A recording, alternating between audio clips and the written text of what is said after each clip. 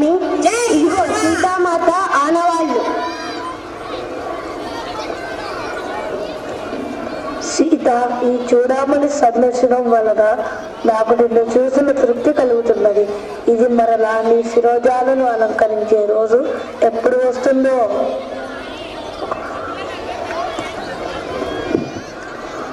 శుభశ్య శీఘ్రం స్వామి. పయనానికి లగ్నం నిర్ణయించు ప్రభు. నేడు ఉత్తర పలుగురి నక్షత్రం. మా వంశకర్త సూర్య భగవానుడు మమ్మలను ఆశీర్వదిస్తున్నాడు. ఇదే నాకు అనువైన సమయం. సుగ్రీవ, వెంటనే యుద్ధబేరి మోగించు. అలాగే ప్రభు. శ్రీరాముడు వానరులందరితో సముద్ర తీరం చేరుతారు.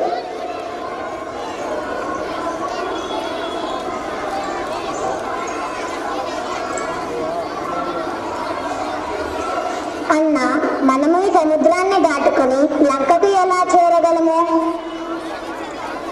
అందులకు సముద్రుడు ప్రసన్నం కావాలని. శ్రీరామచంద్ర ప్రభు, మీరు సముద్ర దేవుణ్ణి ఆరాధించండి. ఆయన తప్పకుండా దారి చూపగలడు.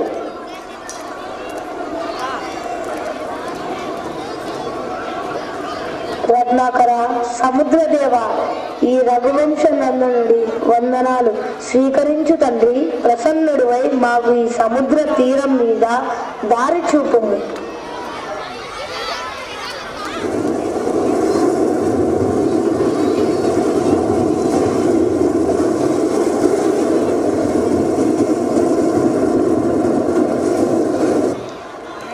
సముద్రదేవుడు ప్రసన్నుడై ఆహ్వానిస్తాడు. రామదండు కదులుతుంది. లంక గుండె చెదురుతుంది. లంకను చేరుకుంటారు.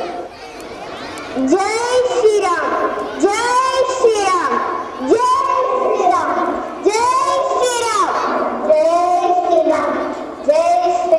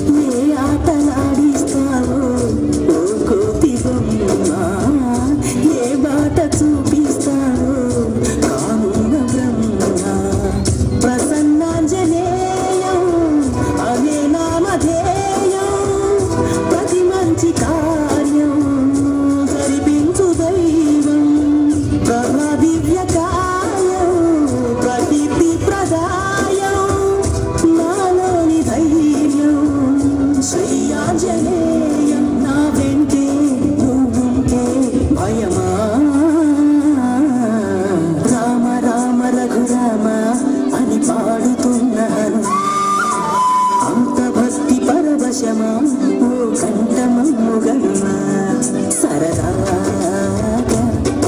నా గాలి పాట వినుమా విన్నా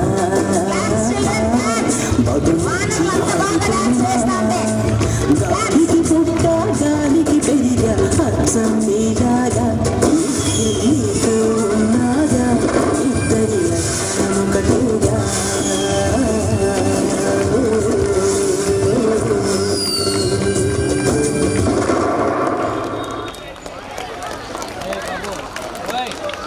శరణు శరణు శ్రీరామచంద్ర ప్రభు శరణు శరణు శరణు కోరుతున్నది ఎవరు?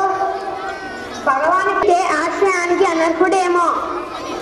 సుగ్రీవ, శరణు కోరి వచ్చిన వారికి ఆశ్రయం ఇవ్వడం విశ్వాకుల సాంప్రదాయం. ఇతని గుణాలను పరిశీలించడం పద్ధతి కాదు. ధన్యోస్మి ప్రభు, ధన్యోస్మి. శ్రీరామచంద్ర ప్రభు, సీతామాత కుశలమే. ఆమె సేవకై నా తనయను నియమించి వచ్చాను. మీరు ఏమాత్రం చింతించవద్దు.